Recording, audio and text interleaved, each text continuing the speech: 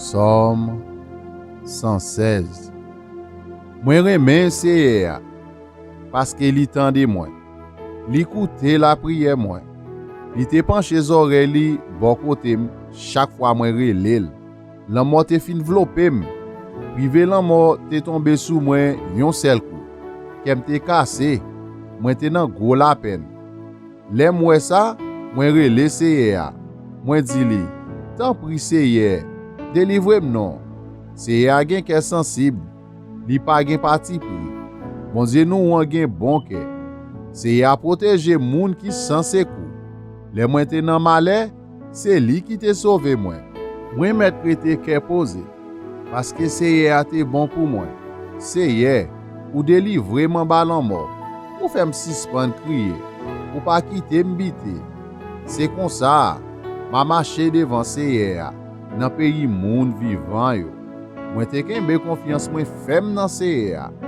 Mem le mtab di, ma le pa manke tombe sou mwen. Mem nan tet charge mwen te ya, le mtab di, ou pa ka fe person konfians.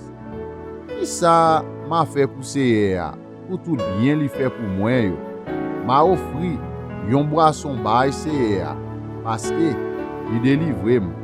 Ma relel pou mdil, merci. Nan mitan tout pe bonzie ya, le yo reyni, ma fe sa mte promet li ya. Sa fe seye a la pen an pil, le li we yon nan moun kap servil yo mouri. Seye, mwen se yon nan servite ou yo. Mwen se pitit mamam ki te toujou servi yo. Se ou ki te kase kod ki te marem yo. Map ofri bet pou yo touye bay seye a. Map relel pou mdil merci. Ouais, verset prochain. Nan mitan tout pep bondye ya, le yo reyni, nan mitan Kailia, nan mitan la vil Jérusalem, map fe sa mte promet li ya. Louange pou seye a.